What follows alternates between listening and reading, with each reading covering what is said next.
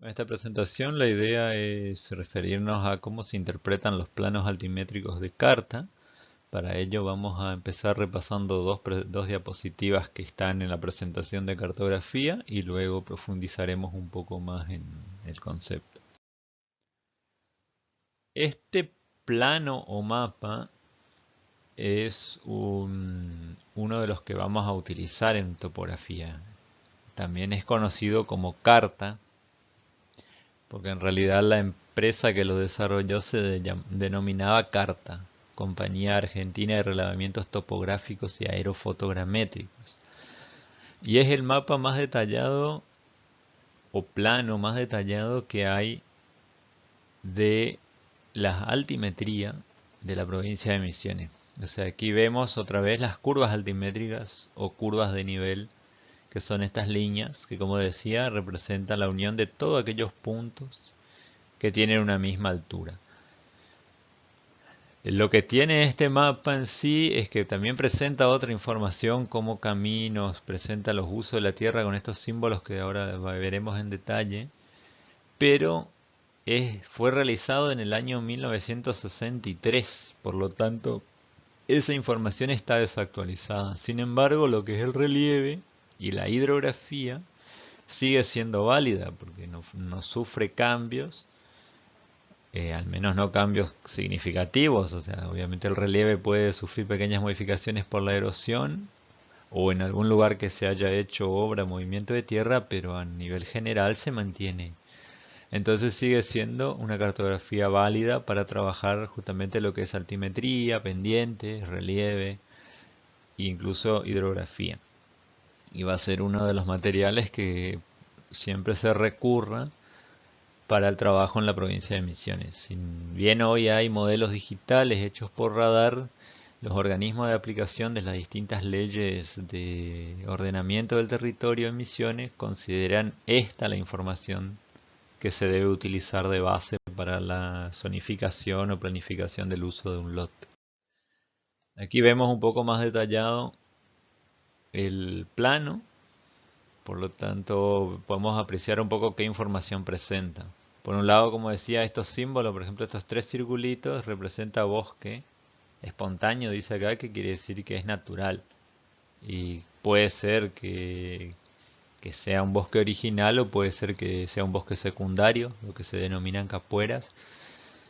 También presenta símbolos de lo que son los distintos cultivos, como ser estos son forestación, vemos acá forestación, tenemos citrus, hierba, tun, té, pero siempre teniendo en cuenta que esa información ya es histórica, es del año 63, o sea, hoy en día la mayoría de esos datos han cambiado. Los caminos principales por lo general siguen existiendo, algunos desaparecieron, pero la mayoría existe y hay caminos nuevos. La otra información que presenta este mapa, que es el objetivo principal del mapa, es la altimetría. Que tenemos, por ejemplo, esta línea resaltada que indica 300 metros. Después cada mapa tiene una diferencia de altura dada entre una línea y otra, porque como decía, la línea tiene toda la línea en la misma altura. Toda esta línea oscura va a tener 300 metros, que en este caso es sobre el nivel del mar. Sin embargo, la siguiente línea en este mapa, que dice acá que la equidistancia es 5 metros, esto quiere decir que hay 5 metros de diferencia hasta la siguiente línea. O sea que esta va a estar, como está más arriba, hasta 305 metros.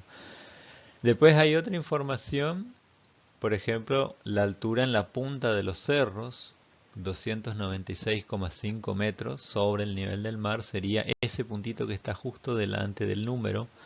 Lo mismo acá, no es la punta de un cerro, es una lomita local acá, 291,0 metros tiene ese puntito que está delante. Y también van a ver algunos números, por ejemplo acá 283 metros, que simplemente son alturas que por ahí se usaron de referencias. Había acá un edificio, puede ser una vivienda de algún productor, una escuela, algo, y se tomó la altura en ese lugar, por más que no es la punta de un cerro, está el dato, porque es un punto accesible y se usa de referencia. El otro dato que tenemos son coordenadas en los márgenes. O sea, esta en realidad es la coordenada del vértice, o sea, de la esquina en sistema geográfico, grados, minutos y segundos, y también tenemos las coordenadas en el sistema plano, que vamos a ver más adelante a qué se refiere. Bien, la información de altura o de altimetría que está presente en el plano habíamos visto que hay de dos tipos.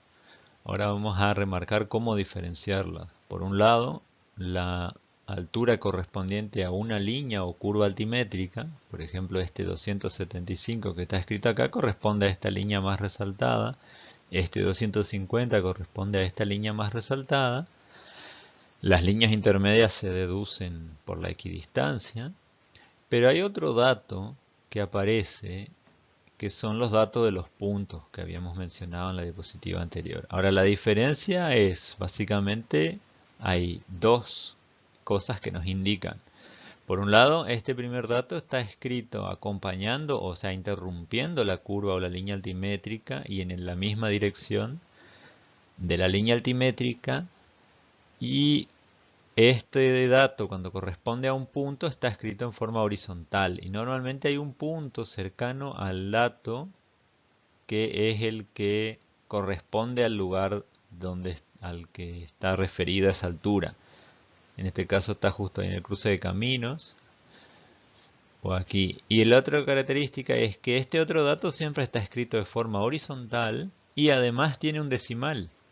Si se fijan, todos los que están escritos horizontal tienen un lugar decimal, por más que ese sea cero, por más que no valga, está escrito con un decimal y en forma horizontal para diferenciar justamente que este dato corresponde a un punto y no a una línea, porque podría darse situaciones donde se presta a confusión.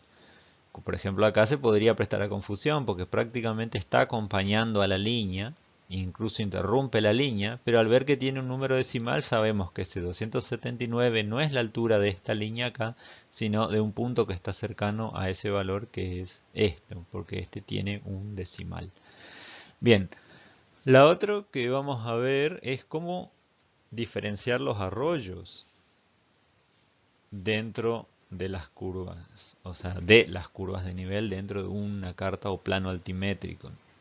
Principalmente porque las dos líneas que se representan continuas son las curvas de nivel por un lado y los arroyos justamente. Entonces, hay varias características. La primera característica es que las curvas de nivel no se cruzan entre sí. Pueden acercarse mucho hasta el caso de tocarse, que sería que en un barranco o un paredón vertical, pero luego se van a separar, o sea, mantienen cierto paralelismo. Como vemos acá, por ejemplo, van más o menos acompañándose entre sí. Y cuando hay una línea como esta que vemos que va cruzando las líneas altimétricas, podemos deducir que es un arroyo. Esa es una primera característica. Además, donde cruza esa línea, las curvas altimétricas presentan una formación que sería como un pico que apunta hacia aguas arriba, digamos, de donde proviene el agua del arroyo. Otra característica que tiene normalmente marcada una flechita indicando para dónde corre el arroyo, para dónde se escurre el agua, pero vamos a tener situaciones como acá que la flechita no está visible porque justo llega al borde de la carta o del fragmento que tenemos y la flechita no está, entonces no podemos basarnos en la flechita para deducirlo, pero sí que vemos que es una línea que va cortando otras líneas. Además hay otra característica, las líneas altimétricas no se inician o terminan, o sea, son líneas cerradas, como esta que vemos es cerrada.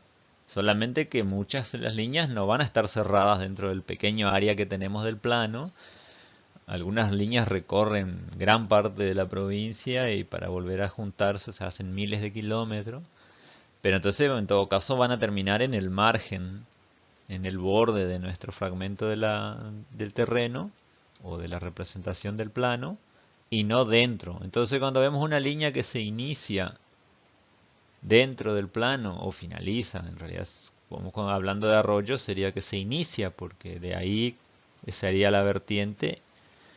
Entonces, ahí ya cumple, este tramito acá cumple tres características, que va cortando a las otras líneas, que se inicia dentro del plano y que las curvas de nivel forman este pico que puede ser más cerrado o más abierto Entonces esto podemos decir que es un arroyo. Este cumple una cuarta característica, o sea, aparte de cortar, de que la curva forma el pico, de iniciarse dentro del plano, tiene además la flecha. Otra característica es que los arroyos pueden confluir, o sea, pueden juntarse dos arroyos y continuar en uno. O sea, las curvas de nivel no pueden, siempre son únicas. Entonces, esta característica de que se junte aquí también me está indicando a mí de que son arroyos. Y este escurre hacia allá.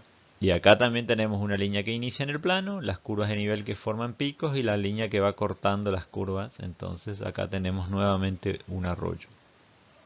En la interpretación de la altimetría es importante localizar los arroyos porque a partir de ahí vamos a saber que esas son las zonas bajas.